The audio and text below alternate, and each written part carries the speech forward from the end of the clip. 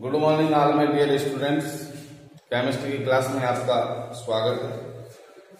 आज हमारा केमिस्ट्री का लेक्चर नंबर 31 और पिछली क्लास में जो हमारा टॉपिक चल रहा था वो था विद्युत रासायनिक श्रेणी।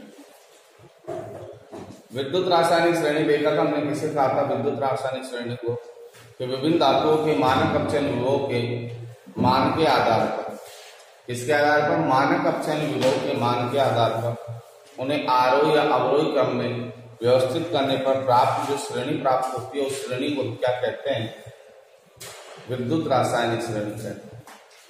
अब विद्युत रासायनिक श्रेणी के अनुप्रयोग, तो विद्युत रासायनिक श्रेणी की सहायता से हम क्या क्या पता लगा सकते हैं।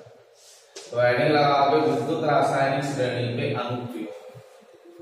विद्युत रासायनिक श्रेणी के अनुप्रयोग,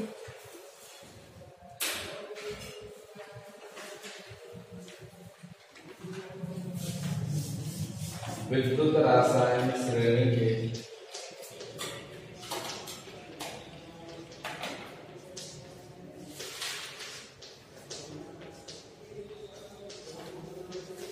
ऐसे तो आपके सिलेबस में नहीं है ये टॉपिक अनुप्रयोग। 11th क्लास में था आपके टॉपिक, लेकिन नॉलेज के लिए बताना जरूरी है तो मैं ज्यादा नहीं बता के इस टॉपिक पर संक्षिप्त रूप से चर्चा करूंगा। विद्युत रासायनिक श्रेणी के अनुप्रयोग में सबसे पहला पॉइंट देखिए क्रियाशील।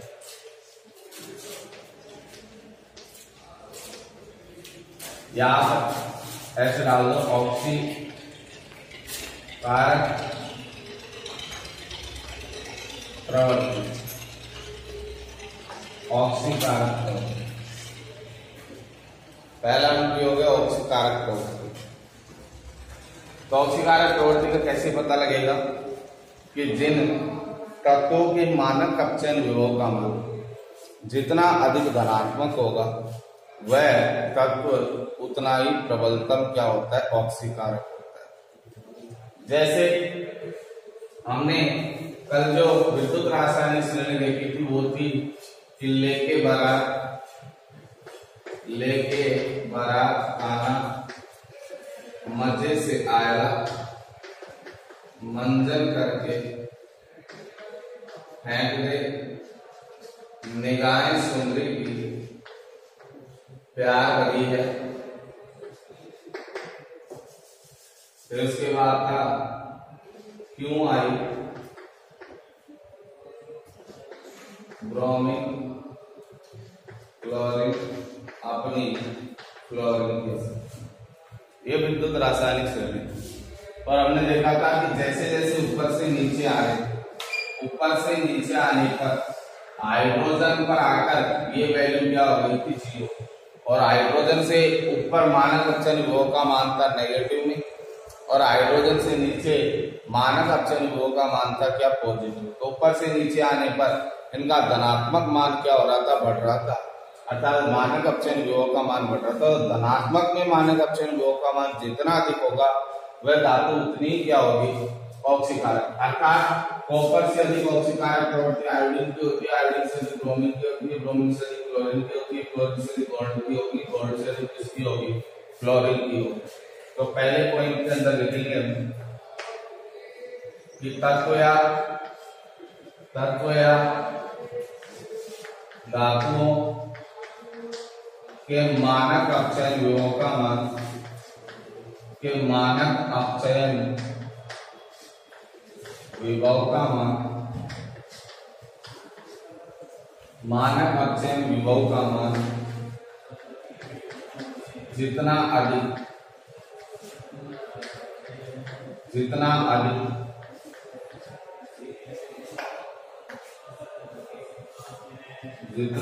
धनात्मक होगा,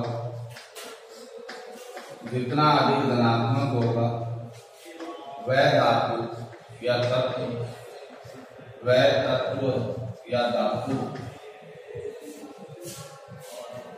उतनी ही प्रबलतम,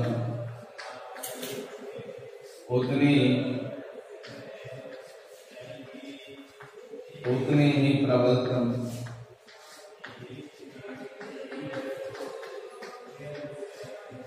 ऑक्सीकारक प्रवृत्ति का होगा। जितना ज्यादा पॉजिटिव वैल्यू होगी मानक अपचयन वियोग की, वह धातु उतनी प्रबलतम क्या होगी, ऑक्सीकारक होगी। तो मैं लिख सकता हूँ उदाहरण के लिए, जैसे फ्लोरीन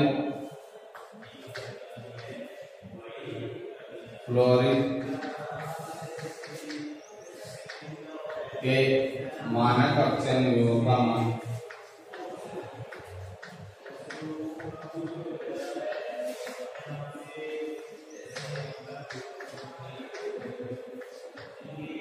सबसे अधिक धनात्मक है, अतः फ्लोरीन प्रबलतम ऑक्सीकारक है।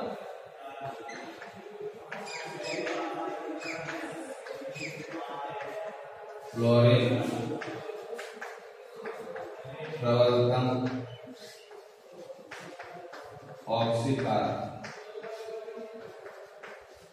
प्रबलतम ऑक्सीकारक होगा।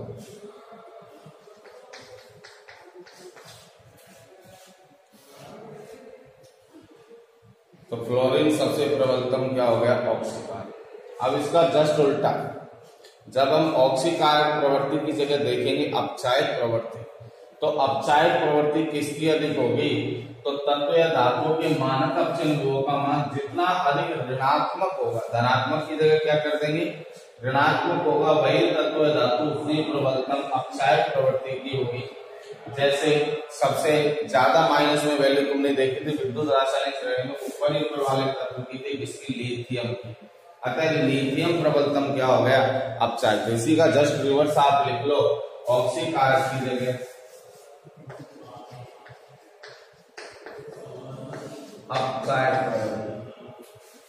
तो यहाँ पर धनात्मक की जगह क्या कर दो, ऋणात्मक होगा, वह तत्व धातु उतनी प्रबलतम अपचायक प्रवृत्ति का होगा। जैसे लिथियम के मानक अपचय वियोग का मान सबसे अधिक ऋणात्मक है, अतः लिथियम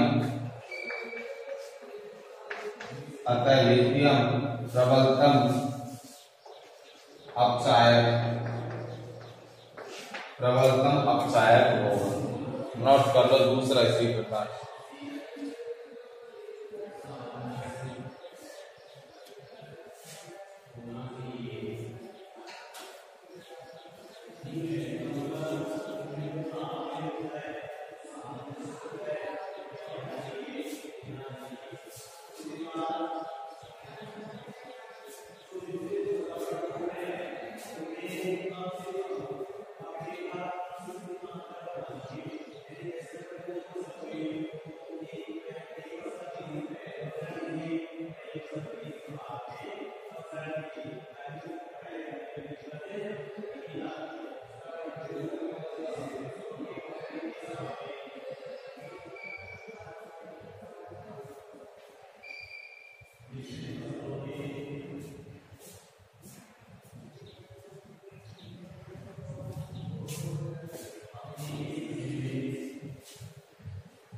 इसे नोट कर लिया हो तो इसके बाद इसके और भी अनुप्रयोग है, जैसे क्रियाशीलता का पता लगाएंगे। क्रियाशीलता के अंदर सामान्यतः क्या देखा जाता है कि मानक अपचयन वियोग का मान जितना अधिक ऋणात्मक होता है वह धातु उतनी अधिक क्रियाशील होती है। जैसे सबसे अधिक क्रियाशील धातु कौन हो गई, lithium, potassium, barium, calcium, sodium, magnesium.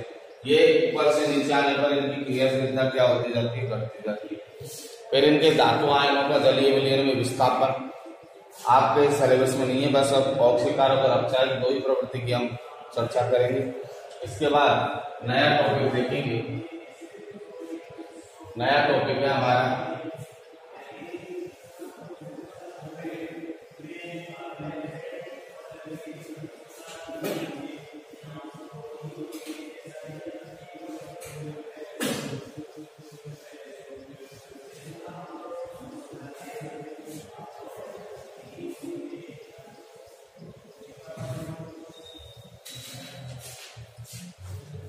नया टॉपिक लिखोगे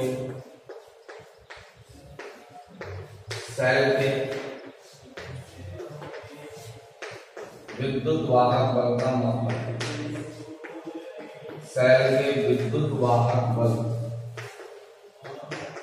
का मापन। सेल के विद्युत वाहक बल का मापन कैसे किया जाता है?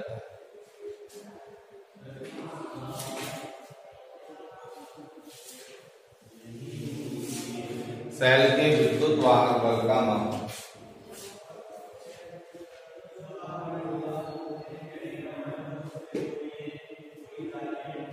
देखो, सामान्यतः जो विद्युत रासायनिक सेल होते हैं उनके विद्युत वाहक बल के मापन में मुख्यतः 3 समस्या आती है।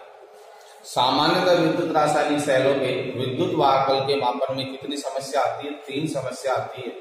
पहली समस्या क्या है कि जिस विलयन में हमने इलेक्ट्रोड को डुबो रखा है तो उस इलेक्ट्रोड के निकट के क्षेत्र में जो विलयन की या विद्युत अपघट की सांद्रता क्या होती रहती है?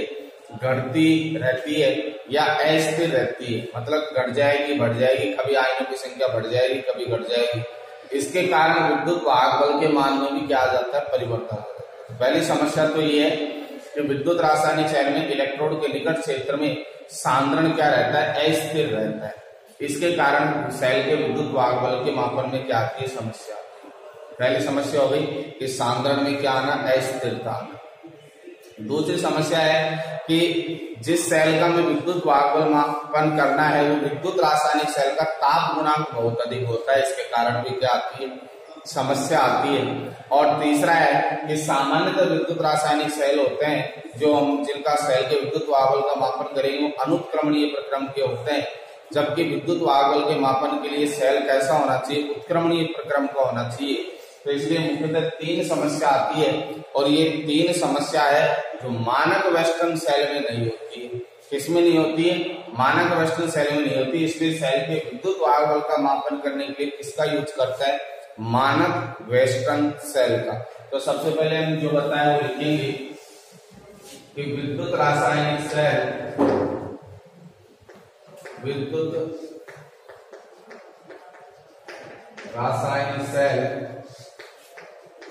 में मुख्यतः निम्न 3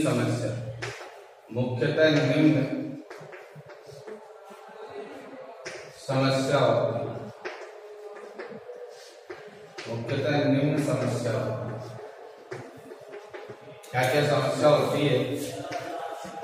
पहली समस्या लिखेंगे इलेक्ट्रोड के निकट क्षेत्र में सांद्रता में परिवर्तन होता रहता है। अर्थात सांद्रण अस्थिर रहता है। अर्थात सांद्रण स्थिर नहीं रहता। कैसा रहता है? अस्थिर रहता है।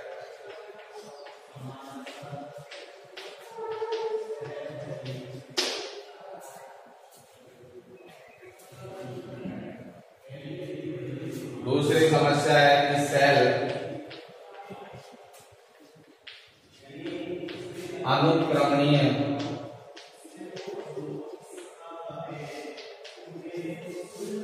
प्रक्रम में होते हैं, जबकि इन्हें उत्क्रमणीय होना चाहिए। उत्क्रमणीय होना चाहिए। और तीसरी समस्या है कि सेल के ताप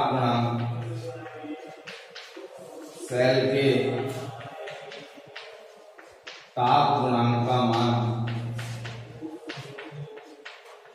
बहुत अधिक होता है। इसके कारण भी सेल के विद्युत वाहक बल के मापन में क्या होती है? समस्या बहुत अधिक।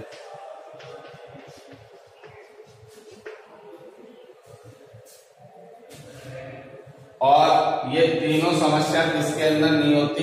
मानक वेस्टर्न सेल में। इसलिए सेल के विद्युत वाहक बल का मापन करने के लिए किसका यूज किया जाता है? मानक वेस्टर्न सेल का। तो यहाँ लाइन सेल करके लिखेंगे उपरोक्त समस्या मानक वेस्टर्न सेल में नहीं होती है,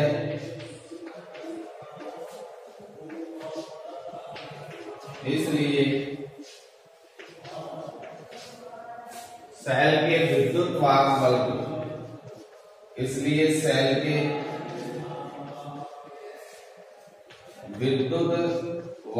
बल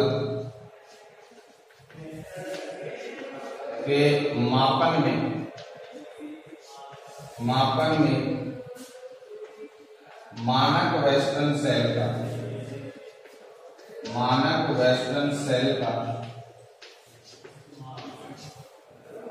मानक वेस्टर्न सेल का उपयोग किया जाता है।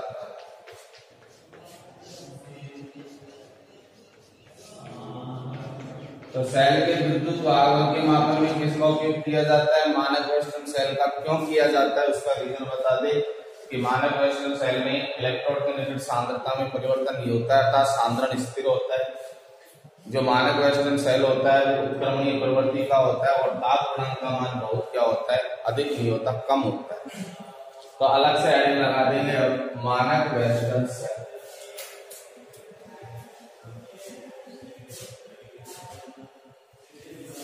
हेडिंग है मानक वेस्टर्न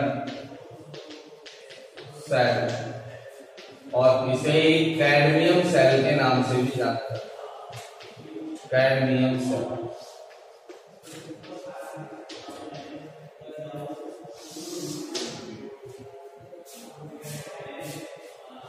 अब पहले लाइन इसके अंदर लिख लेंगे कि मानक वेस्टर्न सेल की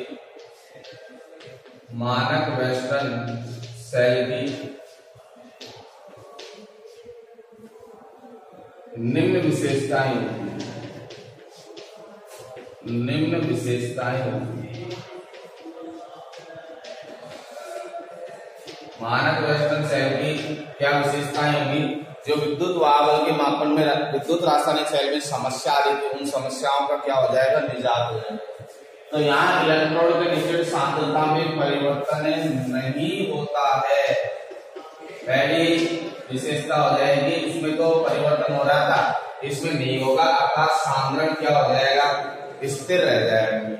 सेल अनुत्क्रमणीय प्रवृत्ति का नहीं होगा। सेल कौन सी प्रवृत्ति का हो जाएगा? उत्क्रमणीय। सेल उत्क्रमणीय प्रक्रम में होता है या उत्क्रमणीय प्रवृत्ति का होता है।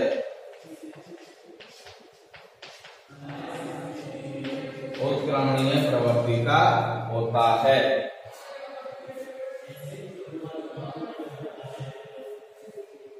और सेल का जो ताप गुणांक का मान है वो बहुत अधिक नहीं होगा, बहुत क्या होगा? कम होता है। और इसकी वैल्यू होती है 0.00005। इतना कम होता है ताप गुणांक का।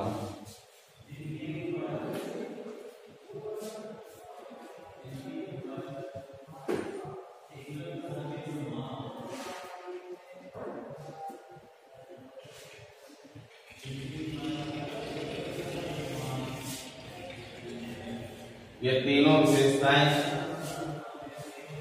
इसकी बना। पहले हो गई कि सांद्रण में परिवर्तन नहीं होता है, दूसरा है सेल उत्क्रमणीय हो गया, तीसरा ताप गुणांक का मान बहुत कम होता है और ये होता है माइनस में 0.00005।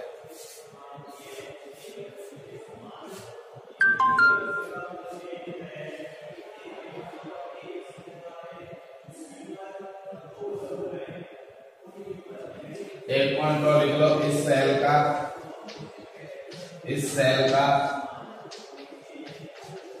रूम टेम्परेचर 298 केल्विन तापमान विद्युत वाहक बल 0.0183 वोल्ट होता है।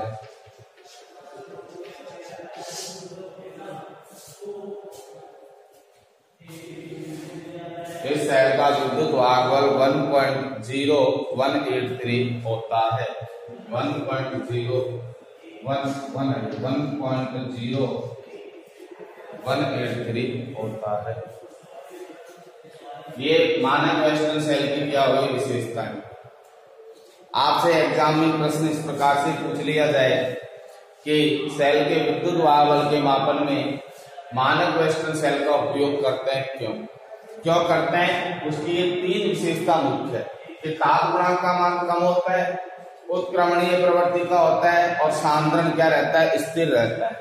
जबकि सामान्य विद्युत रासायनिक सेल में तीनों समस्याएं होती है, इसलिए सेल के विद्युत भागफल के मापन में किसका यूज करते हैं, मानक वेस्टर्न सेल का। अब मानक वेस्टर्न सेल की संरचना के बारे में देखेंगे कि मानक वेस्टर्न सेल की संरचना व क्रिया विधि क्या है, कि किस प्रकार से इसकी संरचना होती है और किस प्रकार से कार्य। हेडिंग लगाएंगे मानक वेस्टर्न सेल की संरचना व क्रिया।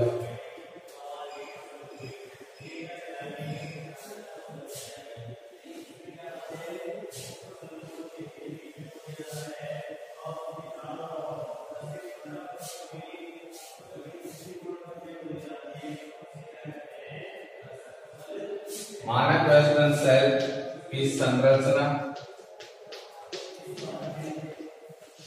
व क्रिया।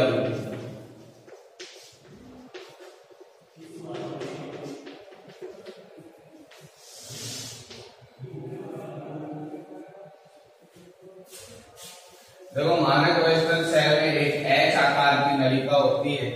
मानक वेस्टर्न सेल एच आकार का होता है। जिस प्रकार से इंग्लिश का एच वर्ड बनता है उसी प्रकार की स्ट्रक्चर मानक वेस्टर्न सेल की।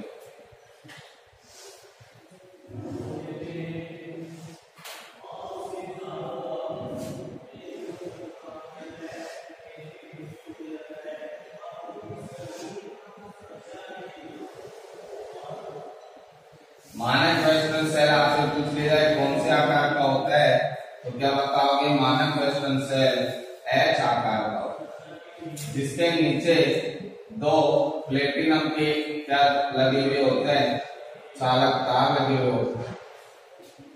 अब ध्यान रखना एच आकार के अंदर ये जो स्ट्रक्चर आपको पता है, जो बोल रहा हूं वही आपको लिखाया जाएगा, इसलिए ध्यान से समझने की कोशिश करना। देखो ये जो नलिका है इसकी ये कहलाती है दाई नलिका। दाएं हाथ की ओर है जो कहलाएगी कौन सी नलिका, दाई नलिका। और बाएं हाथ की ओर है वो क्या कहलाएगी, बाई नलिका। बाई नलिका। देखो दाई नलिका में सबसे नीचे, दाई नलिका में सबसे नीचे होता है cadmium mercury amalgam. Cadmium mercury amalgam होता है जिसमें कैडमियम का 12.5% भाग पाया जाता है। इसमें कैडमियम का कितना प्रतिशत भाग पाया जाता है, 12.5%। इसके जो ऊपर होता है, इसके ऊपर देखो दाई नलिका में संरचना में ऐसे लिखना है कि जो मानक वेस्टर्न सेल की संरचना होती है जो एच आकार की होती है, जिसमें एक दाई नलिका और एक बाई नलिका होती है। दाई नलिका में सबसे नीचे, दाई नलिका और बाई नलिका में सबसे नीचे प्लेटिनम के चालक तार लगे हुए होते हैं तथा दाई नलिका में सबसे नीचे कैडमियम मरकरी का अमलगम भरा हुआ होता है। इसी के ऊपर यहाँ पर पाया जाता है कैडमियम सल्फेट CdSO4.8/3H2O का लवण। कैडमियम सल्फेट का जल के साथ क्या पाया जाता है, लवण पाया जाता है। किसके ऊपर, कैडमियम मरकरी अमलगम के ऊपर। और इससे ऊपर इसके अंदर भरा हुआ होता है, इससे ऊपर इसके अंदर भरा हुआ होता है कैडमियम सल्फेट का संतृप्त विलयन। कौन सा विलयन भरा हुआ होता है, कैडमियम सल्फेट का संतृप्त विलयन। ये तो बात हो गई किसकी, दाई नलिका की। देखो यहाँ पर जो सबसे नीचे होता है बाई नलिका, बाई नलिका बाह्य नलिका में सबसे नीचे पाई जाती है मरकरी। क्या पाई जाती है? मरकरी पाई जाती है। तथा बाह्य नलिका में मरकरी के ऊपर जो लेयर पाई जाती है वो होती है मर्क्यूरिक सल्फेट Hg2SO4 व इसके साथ कैडमियम का क्या पाया जाता है? बाह्य नलिका में सबसे नीचे मरकरी की परत होती है, मरकरी के ऊपर Hg2SO4 प्लस Hg दोनों का पेस्ट भरा हुआ होता है जिसे कैलोमल कहते हैं। इसे क्या कहा जाता है? कैलोमल का पेस्ट भरा हुआ होता है। और इसके ऊपर जो विलियन सॉल्यूशन भरा हुआ होता है वो लवण भरा हुआ होता है किसका? कैडमियम सल्फेट CdSO4.8/3H2O और इसके ऊपर वही कैडमियम सल्फेट का अति संतृप्त क्या भरा हुआ होता है। तो संरचना में जो जो वर्ड आपसे बोला गया है वही हमको लिखना है। मैं संरचना के बारे में वापस समझा रहा हूं, सुनोगे कि मानक वेस्टर्न सेल एच आकार का होता है। अंग्रेजी वर्ड के एच आकार का होता है जिसमें दो नलिका पाई जाती है, दाई नलिका और एक बाई नलिका। दाई नलिका में सबसे नीचे कैडमियम मरकरी का अमलगम भरा हुआ होता है जिसमें कैडमियम 12.5% पाया जाता है। इसके ऊपर दाई नलिका में बात कर रहे हैं, इसके ऊपर कैडमियम सल्फेट का लवण पाया जाता है। ऐसे बोल सकता हूं कि CdSO4.8/3H2O का लवण भरा हुआ होता है और उसके ऊपर कैडमियम सल्फेट का संतृप्त विलयन भरा हुआ होता है। ये तो कौन सी नलिका की बात कर ली? दाई नलिका की। और बाह्य नलिका में सबसे नीचे क्या भरी हुई होती है? मरकरी। इसके ऊपर कैलोमल का पेस्ट भरा हुआ होता है। कैलोमल के पेस्ट में क्या क्या होता है? Mercury plus mercuric sulphate Hg2SO4 और इसके ऊपर वही कैडमियम सल्फेट का लवण भरा होता है, फिर उसके ऊपर वही कैडमियम सल्फेट का संतृप्त विलयन भरा हुआ होता है। इस प्रकार से ये तो बात हो गई इसकी किसकी संरचना की। तो सबसे पहले हम संरचना के अंदर लिखेंगे संरचना। तो संरचना में लिखेंगे कि मानक वेस्टर्न सेल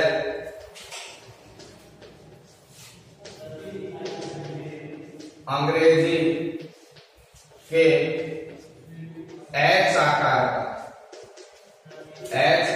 का होता है,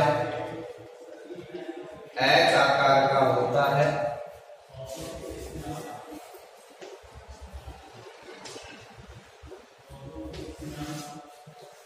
एच आकार का होता है जिसमें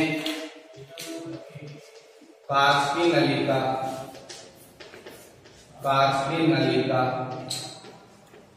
पाई जाती है। तो सबसे पहले दाई नलिका पर चर्चा कर रहे हैं, तो इसमें लिखेंगे कि दाई नलिका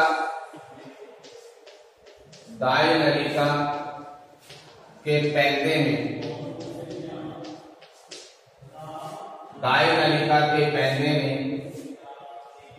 कैडमियम मरकरी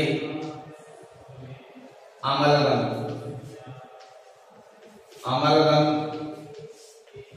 भरा हुआ होता है। कैडमियम मरकरी अमलगम भरा हुआ होता है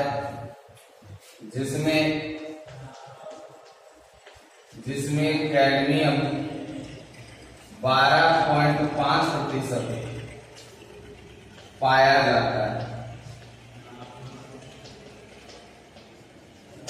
इसके ऊपर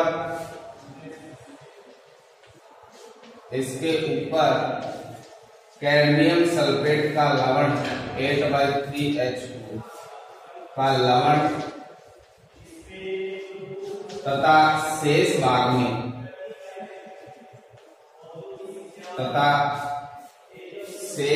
में कैडमियम सल्फेट का संतृप्त विलयन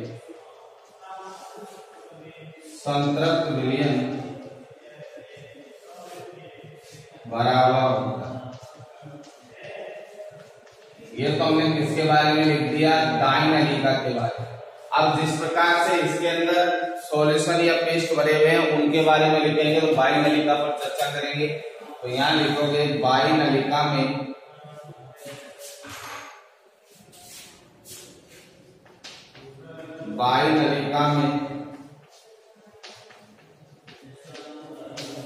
बाई नलिका के पैने में मरकरी का पेस्ट भरा हुआ होता है।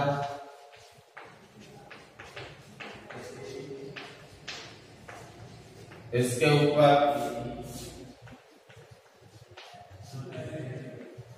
ऊपर कैलोमल पेस्ट, कैलोमल, और कैलोमल होता है Hg plus Hg2SO, calomel paste भरा हुआ होता है।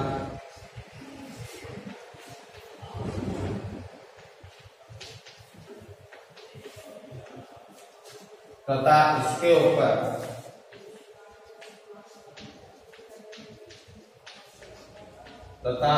ऊपर कैडमियम सल्फेट CdSO4.8/3H2O का लवण होता है। वह शेष भाग में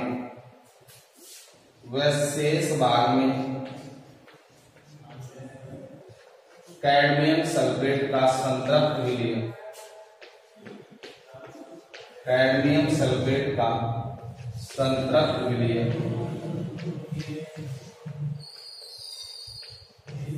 भरा हुआ होता है।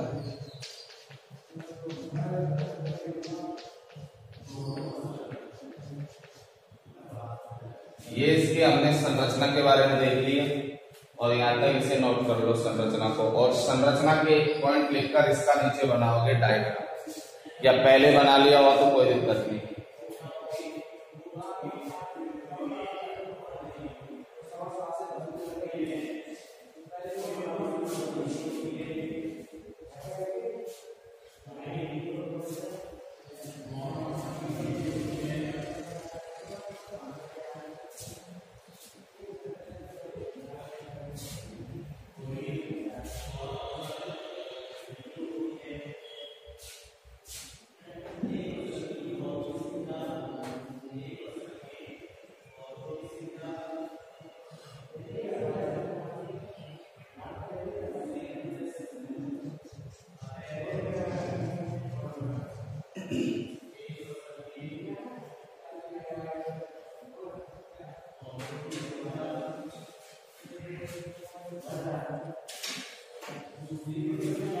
एक लाइन और लिख लेंगे अपन इसके अंदर नीचे कि इसके दोनों सिरों पर प्लेटिनम के तार संयोजित किए जाते हैं। इसके तार है ये लिख लेना प्लेटिनम के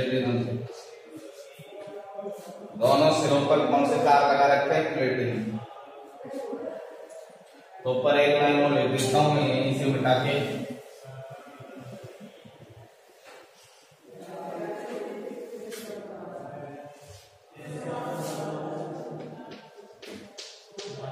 इस सेल के नीचे के दोनों सिरों पर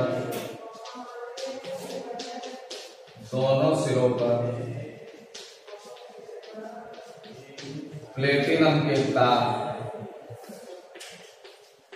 फ्यूज किए जाते हैं, संयोजित किए जाते हैं, फ्यूज किए जाते हैं।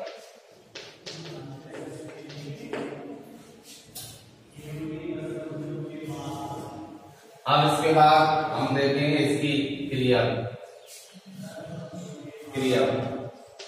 मानक वेस्टर्न सेल की क्रिया, नोट करोगे इसके बाद देखेंगे क्रिया।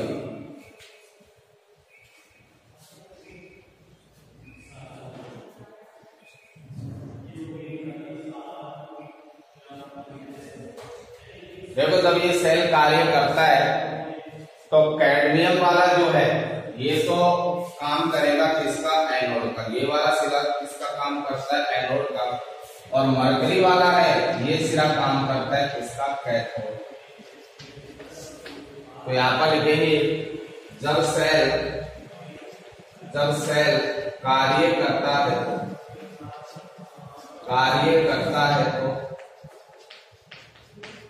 तो इलेक्ट्रोडों पर निम्न रासायनिक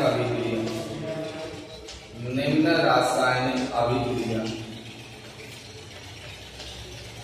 होती है। कौन सी रासायनिक अभिक्रिया होगी? देखो यहाँ कैडमियम वाला जो है वो तो काम करेगा एनोड का, तो इसका मतलब एनोड पर हमेशा क्या होता है ऑक्सीकरण, कि कैडमियम का तो क्या हो जाएगा ऑक्सीकरण और मरकरी का क्या हो जाएगा अपचयन। तो यहाँ पर लिखेंगे रासायनिक अभिक्रिया होती है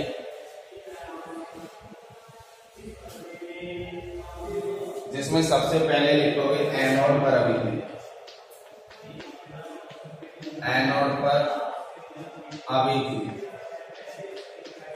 और एनोड पर अभिक्रिया क्या हो जाएगी कि कैडमियम है एनोड पर ऑक्सीकरण होगा, तो कैडमियम है जो 2 इलेक्ट्रॉनों को त्याग कर Cd+2 में बदल जाएगा, अर्थात एनोड पर तो क्या हो गया ऑक्सीकरण। और दूसरी रिएक्शन लिखेंगे किस पर? कैथोड पर अभिक्रिया, और कैथोड पर अभिक्रिया होगी जिसमें मर्क्यूरी सल्फेट है Hg2SO4, इसका अपचयन हो जाएगा, ये 2 इलेक्ट्रॉनों को क्या कर लेगा ग्रहण कर लेगा और मरकरी अपचयित हो जाएगी और यहाँ पर प्राप्त हो जाएगा SO4 तो इस वाली रिएक्शन में क्या हो गया अपचयन। देखो कैसे हुआ अपचयन समझने की कोशिश करो, 2 इलेक्ट्रॉन कहां से जुड़े। देखो Hg2 था, मैं इसे तोड़ू तो ये ऐसे टूटेगा 2Hg प्लस में और प्लस SO4 ऐसे टूटेगा। अब ये 2 इलेक्ट्रॉनों को 2Hg क्या कर लेंगे ग्रहण कर लेंगे, तो इनके ऊपर पॉजिटिव चार्ज था वो समाप्त हो गया, उदासीन हो गया, अर्थात मरकरी का क्या हुआ है अपचयन और कैडमियम का क्या हुआ है ऑक्सीकरण। यदि मैं इसी की संपूर्ण सेल अभिक्रिया लिखूं, इसी की संपूर्ण सेल अभिक्रिया क्या होगी नोट करोगे, क्योंकि मैंने आपको संपूर्ण सेल अभिक्रिया लिखना बताया था। संपूर्ण सेल अभिक्रिया संपूर्ण सेल अभिक्रिया में क्या होता है एनोड पर और कैथोड पर होने वाली अभिक्रियाओं को क्या कर देते हैं जोड़ देते हैं। तो यहाँ तीर के चिन्ह के इधर वालों को एक साथ जोड़ के लिख दो, तीर के चिन्ह वालों के बाद में है उनको दूसरी तरफ एक साथ जोड़ के लिख दो। देखो यहाँ एक तो क्या था कैडमियम, एक क्या है Hg2SO4 और 2 क्या है तुम्हारे पास इलेक्ट्रॉन। जब ये रिएक्शन कराएंगे तीर के चिन्ह के बाद में एक क्या बना Cd+2, एक क्या बना 2Hg, एक क्या बना SO4 और प्लस में 2 क्या बच गए इलेक्ट्रॉन। देखो 2 इलेक्ट्रॉन से 2 इलेक्ट्रॉन क्या हो गए कैंसिल।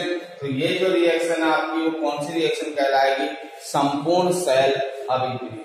नोट करो इसे।